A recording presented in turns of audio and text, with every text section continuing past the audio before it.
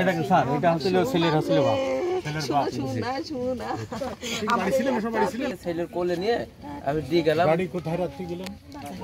স্ট্যান্ডে সিরিয়ালে ভাড়া আমার গাড়ি থেকে এসে আমি ছেলে নিয়ে কোলে করে নিয়ে রাস্তা পর্যন্ত নিয়ে গিয়ে আমি বললাম যে তোমরা বাড়ির মধ্যে, আমি গাড়ির চালাতে গেলাম। দিয়ে আমি গিয়ে বাজারে গিয়ে বলে একটা রুটি আর একটা চা খাইছি, খেয়ে বাজারে দাঁড়াতে আর খবর দিচ্ছি।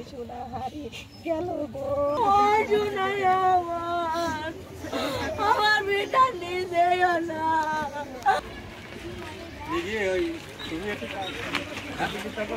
হ্যাঁ